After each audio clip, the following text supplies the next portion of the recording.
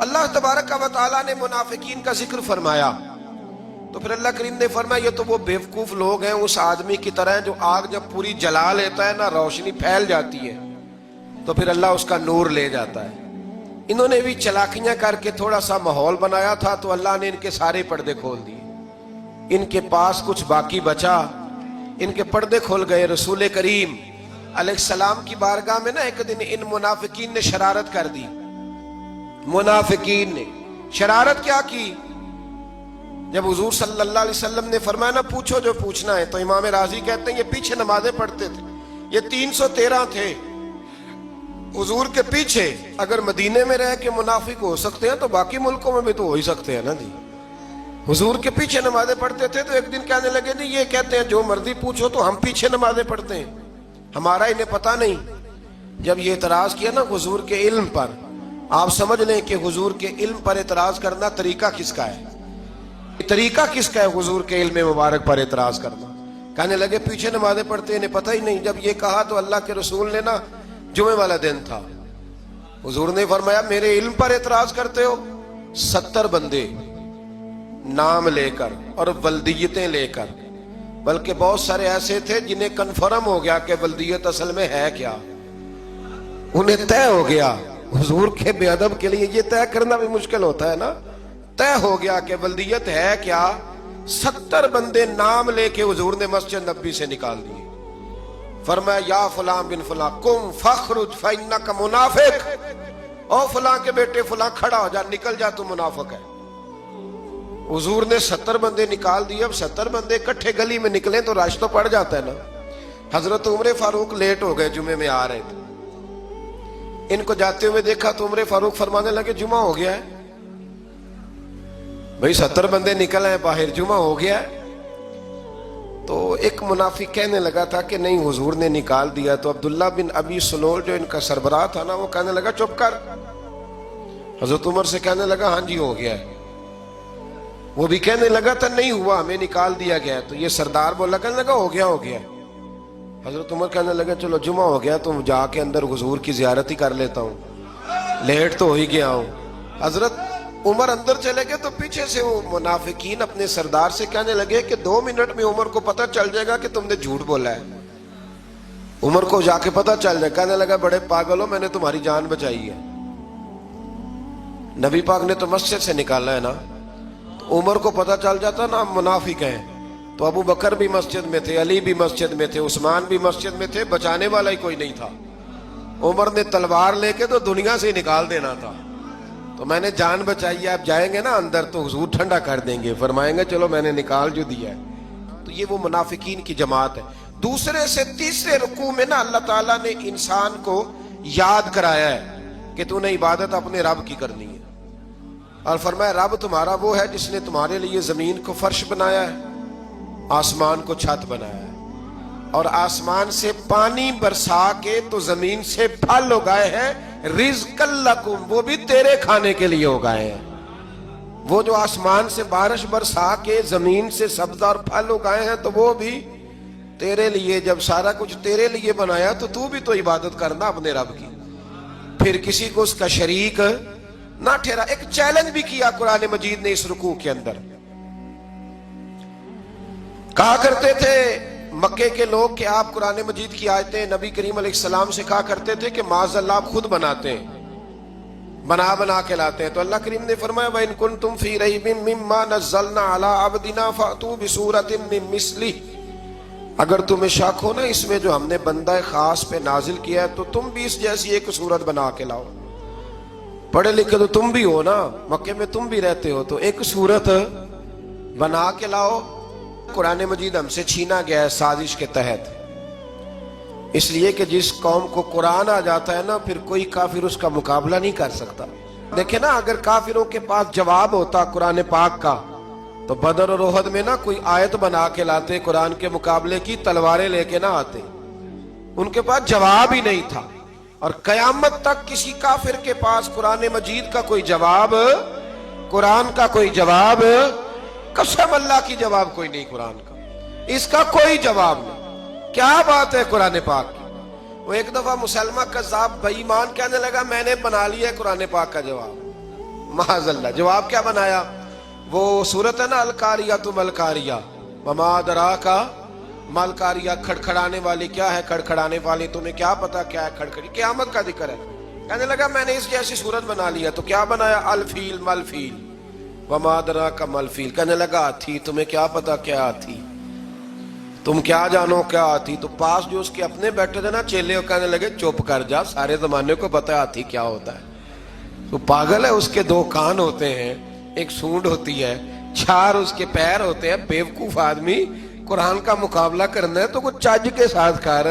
پاگلوں کی طرح مقابلہ کرے گا، جوتے کھائے گا بھی، ہمیں بھی پڑھوائے گا. تو قرآن مجید کا کوئی مقابلہ کر سکا؟ تو اس آیہ مبارکہ میں اللہ نے کافروں کو یہ کہا اگر مقابلہ نہیں کر سکتے تو پھر اللہ سے ڈرو، ورنہ دوزخ میں ڈالے جاؤ گے، وہ جس کا ایندھن آدمی اور پتھر ہے، اور بنائی بھی کافروں کے لیے گئی ہے. اعدت للکافرین، جہنم کس کے لیے بنائی گئی ہے؟ کافروں اور منافقوں کے لیے. مسلمانوں کے لیے بنائی گئی. مسلمان مرضی سے چھلانگے لگائیں تو ان کی موج ہے، ورنہ ان کے لیے جہنم، ان کے لیے اللہ نے جنت بنائی ہے.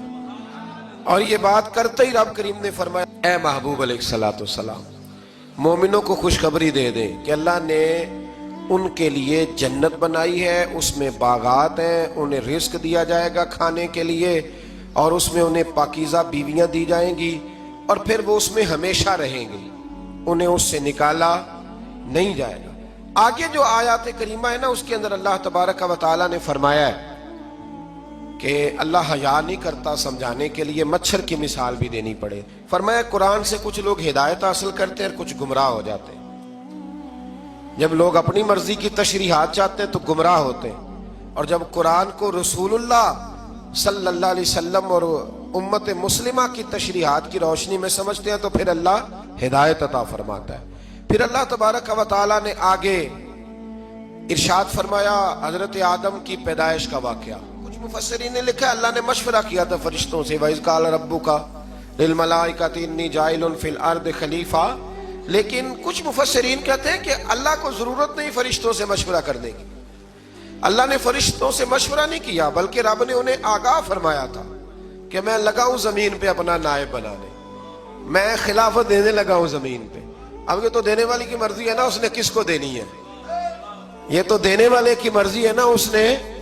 تو کچھ لوگ کہتے ہیں کہ دینے والے سے زیادہ ہمیں پتہ ہے. تو فرشتوں کو بھی یہ اجتہادی خطا ہو گئی، کہنے لگے یا اللہ اسے نہ بنانا، یہ فساد کرے گا، یہ خون ریزیاں کرے گا. تو اللہ نے فرمایا جو میں جانتا ہوں وہ تم. اللہ اکبر. امام راضی فرماتے جب رمضان آتا ہے تو اللہ فرشتوں سے کہتا ہے ذرا یہ کھول کے دروازے دیکھو نا، یہ زمین پہ کیا کر رہے ہیں. تم تو کہتے تھے فساد کریں گے اور یہ سارے تراویحیں پڑھ رہے ہیں. تم تو گویا کہتے تھے فساد کریں گے اور یہ تو دیکھو گویا رمضان کے روزے رکھ رہے ہیں. یہ تو میری یاد میں نکلے ہوئے ہیں. تم کچھ کہتے تھے اور دیکھو میں نے تمہیں کہا تھا نا جو میں جانتا ہوں وہ تم. اللہ نے پھر حضرت آدم علیہ السلام کو تمام زمانے کے علوم عطا کیے، علم سکھا لیا. تو فرشتوں سے کہا تم بھی ان چیزوں کے نام بتاؤ، تو وہ بتا سکے نہیں. اللہ نے فرمایا اب اس طرح کرو، آدم کو سجدہ کرو. سب نے سجدہ کیا سوائے. وہ کہنے لگا یا اللہ صرف تجھے ہی کرنا ہے. کرنا بھی صرف اللہ کو چاہیے، پر رب کے آگے بھی جھکنا چاہیے، اور جس کے سامنے رب جھکائے نا وہاں بھی. اور یہ جو عاجزی ہے نا، یہ جو جھکنا ہے، یہ علم کے آگے ہے. ہماری مصیبت یہ ہے کہ ہم علم کے آگے بھی گردن جھکانے کو تیار نہیں ہوتے، وہاں بھی ہم خود عالم فاضل بن جاتے ہیں. تو فرمایا کہ سب سے کہا سجدہ کرو. سب نے سجدہ کیا سوائے ابلیس کے. تو پھر ہوا کیا؟ وَكَانَ مِنَ الْكَافِرِينَ، وہ کافروں میں سے ہو گیا. پھر اللہ نے حضرت آدم کو اور جناب حوا کو نا مقام دے دیا جنت میں رہنے کے لیے، اور کہا سارا کچھ کھانا، درخت کے قریب نہ جانا.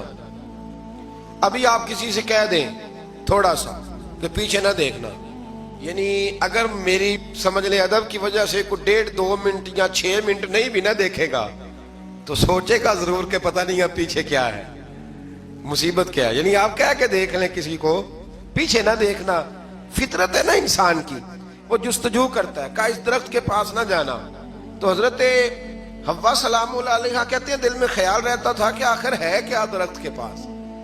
یہی انسان کا عقیدہ توحید ہے کہ جہاں سے رب منع کر دے وہاں وہ منع ہو جائے. اور یہ ان کی خطا نہیں تھی، یہ اللہ کی حکمت تھی، چونکہ رب نے تو پہلے کہہ دیا تھا بنایا ہی زمین کے لیے، تو یہ تو سارا کچھ ہونا تھا تو زمین پہ آنا تھا نا۔ تو حضرت حوا اور جناب آدم کے پاس شیطان آیا، اب اس کو نکال تو دیا تھا پر ابھی اس کا جنت میں آنا جانا بند نہیں ہوا تھا، یہ بھی اللہ کی حکمت تھی۔ تو وہ کہنے لگا تمہیں پتہ ہے بعد میں مر جاؤ گے؟ تو حضرت حوا کہنے لگی کیا موت بھی آئے گی؟ کہاں، اس کی تکلیف بھی بڑی ہوگی، تو پھر بچیں گے کیسے؟ تو کہنے لگے پھل کھا لو اس درخت کا، تو بچنے کے لیے پھل کھایا تھا۔ جس طرح لوگ آج بہت سارے کام بچنے کے لیے کرتے ہیں پر بچ سکتے، بچنے کے لیے پھل کھایا تو اللہ نے فرمایا زمین پہ چلے جاؤ۔ تو حضرت آدم زمین پہ آئے، پھر کئی 100 سال روتے رہے۔ فَتَلَقَّى آدَمُ مِن رَبِّهِ کَلِمَاتٍ، تو پھر اللہ نے خود ہی جناب آدم کو کچھ کلمے سکھائے۔ علامہ اسماعیل حقی فرماتے ہیں وہ کلمے یہ تھے کہ حضرت آدم نے میرے نبی کا وسیلہ پیش کیا، اللہ کریم نے جناب آدم کی دعا کو مقبول فرما لیا۔ پھر آگے بنی اسرائیل کا ذکر آ جاتا ہے۔ اللہ تعالیٰ نے بنی اسرائیل، آج آپ اسی قوم کو یہودی کہتے ہیں، ان کو اللہ نے اس زمانے میں فضیلت عطا کی تھی بہت زیادہ۔ تو عرب کے اندر جب نبی پاک علیہ السلام نے اعلان نبوت کیا تو کچھ لوگوں نے یہ کہہ دیا کہ اگر یہ یہودی کلمہ پڑھ لیں گے تو ہم بھی پڑھ لیں گے۔ تو پھر اللہ نے انہیں یاد کرایا کہ تم اصل میں کیا ہو، تمہیں کلمہ پڑھنا چاہیے۔ تو اہل یہود کا تذکرہ کرتے کرتے رب کریم نے ایک بات یہ بھی ارشاد فرمائی کہ تم لوگوں کو تو کہتے رہے ہو کہ وہ نبی آنے والے ہیں، وہ نبی آنے والے ہیں، اور جب آ گئے ہیں تو ماننے کو تیار نہیں ہو۔ تو فرمایا تأمرون الناس بالبر وتنسون انفسکم وانتم تتلون الکتاب، لوگوں کو بھلائی کا حکم دیتے ہو اور اپنے آپ کو بھول جاتے ہو، افلا تعقلون، تمہیں عقل نہیں؟ پھر اللہ نے انہیں یہ بھی یاد کرایا کہ یاد کرو وہ زمانہ کہ جب فرعون نے خواب دیکھ لیا تھا کہ کوئی بچہ اس کی سلطنت کو تباہ کرے گا، تو پھر اس نے تمہارے بچوں کو ذبح کرانا شروع کیا اور تمہاری بیٹیوں کو چھوڑتا تھا۔ فرمایا یہ بھی تو تم نے دیکھا، میں نے تمہیں پھر تم سے کہا جہاد کرو قوم عمالقہ کے خلاف، تو مقام طیہ میں جا کے یہ لوگ کہنے لگے ہم سے جہاد نہیں ہوتا۔ اللہ نے انہیں ایک میدان میں قید کر دیا۔ بڑی دلچسپ بات، قید تو لوگ ہوتے ہیں نا چار دیواری میں، تو اللہ نے بنی اسرائیل والوں کو جب انہوں نے کہا ہم جہاد نہیں کریں گے تو اللہ نے میدان میں قید کر دیا۔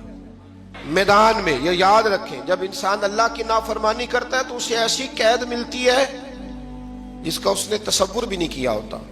ایک میدان ہے مقام طیہ، قید ہو گئے، سارا دن سفر کرتے تھے، سارا دن، تو رات کو تھک کے سوتے تھے، صبح اٹھتے تھے نا جب، تو وہیں ہوتے تھے جہاں کل صبح چلے تھے۔ تو رب جب کسی کو قیدی بناتا ہے تو اسے زنجیروں کی، سلاخوں کی ضرورت، دعا فرمائے اللہ تبارک و تعالی غموں سے نجات عطا فرمائے، یہ دعا فرمائے، ایسی قید دیتا ہے کہ جس سے پھر چھٹکارا ہو سکتا۔ تو بنی اسرائیل کا بہت زیادہ تذکرہ اس بارے میں اللہ تبارک و تعالی نے پھر بیان کیا، اور پھر کہا کہ انہیں جو حکم دیا جاتا تھا یہ اس کی سرتابی کرتے تھے، پھر اللہ نے ان پر ذلت نازل کر دی اور یہ ہمیشہ اس کا شکار رہے۔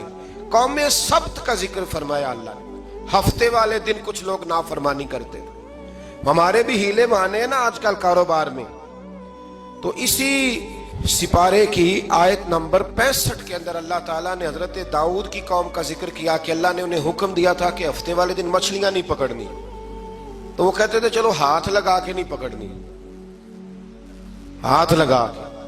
وہ ہمارے لوگ ہیلے بہانے تلاش کر لیتے ہیں نا، وہ بڑے جناب انشورنس والا آ گیا، اب وہ بینک والا آ گیا، اب وہ فلانے صاحب آ گئے، وہ تروڑ مروڑ کے کہانیاں باتیں، اور پھر ہمیں بھی رستے مل جاتے ہیں بچنے کے۔ مفتی صاحب نے کہہ دیا تھا، ایک مولانا سے میں نے ان کو کہا ہفتے والے دن مچھلیاں نہیں پکڑنی، کہا نہیں پکڑتے، چھوٹے چھوٹے حوض بنا لیے، تو مچھلیاں زیادہ آتی تھی اس دن، یہ بھی اللہ کی قدرت تھی۔ نماز کے وقت گاہک زیادہ آتے ہیں، یہ اس کی قدرت ہوتی ہے، تو وہ مچھلیاں حوض میں جمع ہو جاتی ہیں۔ یوں سمجھ لیں کہ جال انہوں نے لگا لیے ہوئے، تو جال میں وہ پھنستی رہتی تھی، حوضوں میں آتی رہتی تھی، ہفتے کو نہیں پکڑتے تھے، اتوار کو پکڑ لیتے تھے، تو پھر اللہ نے انہیں سزا دی۔ فرمایا تماشے کرتے ہو اللہ کے حکم کے ساتھ، کیا سزا دی؟ فَقُلْنَا لَهُمْ كُونُوا قِرَادَةً خَاسِئِينَ، فرمایا بندر بن جاؤ دھتکارے ہوئے۔ جو رزق حرام طریقے سے کماتے تھے رب انہیں بندر بنا دیتا تھا۔ ابھی بھی میں نے دیکھے ہیں بڑے بڑے تاجر پاگلوں جیسی زندگی گزار رہے ہیں، नफसियाती तौर पे सुकून नहीं है, करोड़ों रुपया पड़ा है। क्यों? इसलिए कि रब के बताए हुए तरीके के मुताबिक तिजारत नहीं करते। आगे एक और दिलचस्प बात आ गई। बनी इसराइल के अंदर ना एक शख्स ने अपने चचा को कत्ल कर दिया जायदाद के लिए। ये देखे कब से लोग जायदाद के लिए कत्ल करते आ रहे हैं। चचा को कत्ल कर दिया और कत्ल करके हजरत मूसा अलैहिस्सलाम के पास आए कि मेरे चचा को किसी ने कत्ल कर दिया है, तो बताएं क्या करना है। तो आपने फरमाया कि गाय ज़िबा करो और उसका एक टुकड़ा मकतूल को मारो, मरने वाले को, वो खुद उठ के बता देगा मुझे किसने कत्ल किया है। अब इरादा नहीं था गाय ज़िबा करने का तो बहाने करने लगे। इरादा नहीं ना होता तो फिर क्या होते हैं, कहने लगे गाय किस तरह की हो, बूढ़ी हो के बच्ची हो, रंग कैसा हो, जवान हो के छोटी हो, हाल में एक दफा चलना सीख गई हो या अभी ना सीखी हो। तो बताते गए तो रब भी शर्तें बयान करता गया। गहरे जर्द रंग की हो, हाल के अंदर उसे ना चलाया गया हो, पानी ना निकाला गया हो, ना बच्ची हो ना जवान हो, इसके दरमियान हो। ये सारी शर्तें कहां पाई जाती थी? हजरत मूसा अलैहिस्सलाम की कौम का एक शख्स था जो अल्लाह का वली था। वो जब इंतकाल करने लगा ना, अल्लाह अकबर, देखो रब वलियों की औलादों पर भी कितना फजल फरमाता है। वो जब इंतकाल करने लगा तो एक उसके पास छोटी सी बच्चिया थी, गाय की बच्ची, उसने जंगल में छोड़ दी। कहने लगा या अल्लाह मैं तेरे नाम पे छोड़ता हूं, मेरा बच्चा जवान हो जाए तो उसे दे देना, और तो सरमाया ही कोई नहीं। बच्चा बड़ा हुआ तो बच्चा भी बड़ा नेक था, अपनी माँ का बड़ा फर्मा बरदार था। उसकी माँ ने कहा बेटा तेरे बाप ने एक गाय छोड़ी थी। तो बच्चा जंगल में गया और जाके कहने लगा ऐ अल्लाह मेरी गाय मुझसे मिला दे। तो रब करीम ने वो गाय वापस कर दी। वो गाय घर ले आया। अब वो कहने लगा अम्मा बेच दूं, तो अम्मा कहने लगी बेटा मेरे पूछे बगैर ना बेचना। कई दफा गाहक लगे पर उसने कहा जब तक मेरी अम्मा ना कहेगी मैं बेचूंगा। उधर बनी इसराइल वाले शर्तें जितनी गाय के बारे में पूछ चुके थे वो सारी इसी गाय में पाई जाती थी। तो ये ढूंढते ढूंढते वहां पहुंच गए। तो कहने लगे गाय चाहिए। तो उसने कहा भी तुम्हारी मर्जी से नहीं, कीमत मेरी मर्जी की।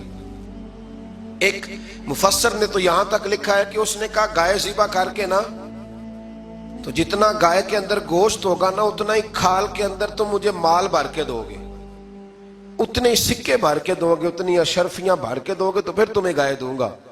तो फिर ये गाय उन्हें मिली और ये गाय लेकर के आए। ज्यादा सवालात ना करते तो ज्यादा उलझते ना। हम भी दीन के मामले में बड़े सवाल जवाब करते हैं, उतना सवाल करें जितनी उसकी जरूरत है। इन लोगों ने सवालात ज्यादा किए तो फिर उलझ ज्यादा गए। तो मेरे भाई इसका जिक्र भी अल्लाह तबारक व तआला ने पहले पारे के अंदर बयान फरमाया। फिर अल्लाह करीम ने फरमाया कि कुछ ऐसे लोग भी हैं यहूदियों में से जिनका दावा हो गया है कि हम अल्लाह के बड़े प्यारे हैं। फरमाया ये सिर्फ उनके मुंह की बातें हैं, ये तो क़यामत में पता चलेगा ना कि अल्लाह का प्यार किसके साथ ज्यादा है। और फिर ये भी यहूदियों ने दावा किया है, इसी पारे में अल्लाह फरमाते हैं कि इनका दावा है कि हम अल्लाह के बड़े प्यारे हैं, जन्नत में हम ही जाएंगे। तो अल्लाह फरमाते हैं फिर मरने की दुआ तो करो, जन्नत में तो मर के जाना है ना। लेकिन रब फरमाते हैं ये कभी मरने की दुआ नहीं करेंगे, इसलिए कि इन्हें पता है कि हमने आखिरत के लिए क्या भेजा। ले जी पहला हुक्म आ गया या अय्युहल्लज़ीना आमनू कह के, पहली आयत कुरान पाक की पहले सिपारे में पहली आयत जिसमें अल्लाह ने कहा या अय्युहल्लज़ीना आमनू। तो पहला हुक्म आमनू कह के, आयत नंबर 104 में जो अल्लाह ने हुक्म दिया है ना वो नबी पाक की ताजीम का हुक्म है। पहला हुक्म ही अल्लाह ने हुजूर की इज्जत और नामूस का इरशाद फरमाया। पहला इस तरतीब के लिहाज से वो हुआ ये कि जब नबी पाक को बात इरशाद करते तो सहाबा किराम उठ के अर्ज करते राई ना या रसूल अल्लाह, हुजूर समझ नहीं आई जरा रियायत कर दें। तो यहूदियों की इब्रानी जुबान के अंदर ना जरा खींच के पढ़ते थे राई ना, तो उसका माना बनता था माज अल्लाह ए हमारे चरवाहे। बकरियां चलाने वाले को भी वो राई ना कहते थे। तो जब सहाबा ये कहने लगे तो अल्लाह ने मना ही कर दिया। फरमाया मेरे महबूब के गुलामों, इस लफ्ज के पीछे छुप के, इस लफ्ज के पीछे छुप के लोग मेरे नबी की बेअदबी कर जाते हैं। तो जिस लफ्ज का कोई एक माना बेअदबी वाला बनता हो वो लफ्ज भी मेरे नबी के लिए ना कहो। लफ्ज वो वाले कहो जिसमें कोई बेअदबी का माना निकले ना। यहां लोगों ने बड़े बड़े लफ्ज नहीं बोल दिए, फिर कहते मेरा मतलब ये था, मेरा मतलब वो था, तो तूने वो लफ्ज बोला क्यों? جس کا کوئی غلط مطلب بھی نکل سکتا تھا. اللہ نے فرمایا یا ایھا الذین آمنوا لا تقولوا رائنا، اے ایمان والو رائنا کہو ہی نہ. تو یا اللہ کیا کہیں؟ فرمایا وقولوا انظرنا، تم کہو یا رسول اللہ ایک نظر فرمائیے. انداز دیکھیے، انظرنا ایک نظر. تو ہمارے بزرگ تو پہلے بڑے پیار والوں نے کہہ دیا یا رسول اللہ انظر حالنا. کہتے کہاں سے لاتے ہو جملے؟ میں نے کہا اللہ کی کتاب سے. یا رسول اللہ انظر حالنا یا حبیب اللہ اسمع قالا. تو تم کہو انظرنا، محبوب نظر کرم کرے، واسمعوا، اور کیا ضرورت ہے دوبارہ پوچھنے کی؟ اللہ کہتا ہے پہلے ہی دھیان سے سنا کرو، پہلے ہی واسمعوا، پہلے ہی احتیاط سے سنو. وللکافرین عذاب علیم، اور کافروں کے لیے دردناک عذاب ہے. لے جی اسی پارے میں اللہ تبارک و تعالیٰ نے پھر اہل یہود کا ذکر کیا. تو یہود کہنے لگے کہ ہم حضرت ابراہیم کے ماننے والے ہیں. تو اللہ کریم نے وہ بھی ذکر کیا کہ میں نے تو ابراہیم کو آزمایا ہے. وَإِذِ ابْتَلَىٰ إِبْرَاهِيمَ رَبُّهُ بِكَلِمَاتٍ فَأَتَمَّهُنَّ، ہم نے ابراہیم کو کچھ چیزوں سے آزمایا ہے، وہ ہماری آزمائش پہ پورے اترے. قَالَ إِنِّي جَاعِلُكَ لِلنَّاسِ إِمَامًا، تو پھر ہم نے انہیں کہا کہ ہم آپ کو پوری دنیا کا امام بنائیں گے. وہ آزمائش کیا تھی؟ آگ میں جانا بھی آزمائش، بیٹے کا نہ ہونا بھی آزمائش، بیٹا ہوا تو پھر اسے وادی غیر ذی زرع میں چھوڑ کے آنا بھی آزمائش، بڑا ہوا تو پھر ذبح کرنا بھی آزمائش. فرمایا جہاں جہاں آزمایا ہے نا، ابراہیم ہماری آزمائش میں پورے اترے. فرمایا تو مفت میں حضرت ابراہیم کی اولاد بنتے ہو اور ان کا نام لیتے ہو اور ان کے ساتھ اپنا تعلق بناتے ہو، دیکھو تو صحیح وہ کتنی آزمائشوں سے گزرے. تو اس کا بھی اللہ نے اسی میں ذکر فرمایا. اور پھر وہ بات کرتے تھے حضرت یعقوب کی اور حضرت اسحاق کی. تو فرمایا وہ تو ہمارے اتنے خاص بندے تھے کہ وصال کا وقت بھی انہوں نے اپنی اولادوں کو نصیحت فرمائی تھی کہ اللہ کی توحید پہ قائم رہنا. اس کا ذکر بھی اللہ نے اسی پارے میں بیان فرمایا. اور جو حضرت ابراہیم اور جناب اسماعیل نے کعبہ تعمیر کیا تو اس کا ذکر بھی اللہ تعالیٰ نے اسی پارے میں فرمایا. فرمایا جب وہ کعبہ بنا رہے تھے تو کہہ رہے تھے ربنا تقبل منا، کہہ رہے تھے اے اللہ بنا ہم نے دیا ہے پر مہربانی فرما ہم سے قبول فرما لے. تو جو آیہ کریمہ آخر میں عرض کرنا چاہتا ہوں اس پر بھی تھوڑی توجہ فرمائیں گے تو بات بڑی نکھر کے باہر آئے گی. یہ 16ویں رکوع کے اندر اللہ نے پھر یہود کا اور عیسائیت کا ذکر فرمایا. تو اللہ کریم نے ایک بات ارشاد فرمائی. یہودیوں کے ہاں جب کوئی بچہ پیدا ہوتا تھا پیلے رنگ کے ساتھ اس کو رنگتے تھے، یا کوئی خاص رنگ تھا ان کا. بچہ پیدا ہوتا تو اس پر وہ رنگ چڑھاتے کہ یہ جی ہمارے مذہب کا رنگ ہے. ہمارے ہاں بھی رسمیں ہیں نا اپنی اپنی، معاذ اللہ اپنی اپنی نہیں ہونی چاہیے، اللہ رسول کا حکم ہونا چاہیے. تو یہودیوں کے ہاں بچہ پیدا ہوتا تو ایک خاص رنگ چڑھاتے، عیسائیوں کے ہاں پیدا ہوتا تو وہ بھی ایک خاص رنگ چڑھاتے. تو مسلمانوں کے ہاں بچے پیدا ہوئے تو انہوں نے بھی توجہ کی کہ یہ کیا ہو رہا ہے. تو رب کریم نے فرمایا صبغۃ اللہ، رنگ اللہ کا ہی ہے. ومن احسن من اللہ صبغہ، اور فرمایا اللہ کے رنگ سے زیادہ خوبصورت کس کا رنگ ہو سکتا ہے؟ اللہ کا رنگ کیا ہے؟ لا الہ الا اللہ محمد رسول اللہ صلی اللہ علیہ. فرمایا نیلے پیلے کالے رنگ نہ چڑھاؤ، اپنے ذہن پر توحید و رسالت کا رنگ چڑھاؤ. یہ سب سے بہترین رنگ ہے. اگر تمہارے ذہنوں پر رب رسول کی توحید کا رنگ چڑھ گیا تو یہ وہ والا رنگ ہے، پھر تمہیں کسی اور رنگ کی طرف جانے کی ضرورت نہیں پڑے گی. تو فرمایا رنگ وہ پیدا کرو جو توحید کا ہے، رسالت کا ہے، اس رنگ کی توجہ کرو. قرآن مجید کے اس پارے میں اللہ کریم نے مختلف باتیں بیان کر کے آخری رکوع میں یہ جو رنگ کا ذکر فرمایا نا، تو یہ لگتا ہے پورے پارے کا خلاصہ ہے کہ رب کریم نے فرمایا اصل بات یہ ہے کہ تمہاری سوچوں پہ رب رسول کی توحید و رسالت کا رنگ ہونا چاہیے. ہر وقت بچہ پیدا ہو کوئی دنیا سے جائے تو رنگ کس کا ہونا چاہیے؟ اللہ رسول کے دین کا. اللہ تعالی ہمیں سمجھنے کی توفیق عطا فرمائے. آخر دعوانا ان الحمدللہ.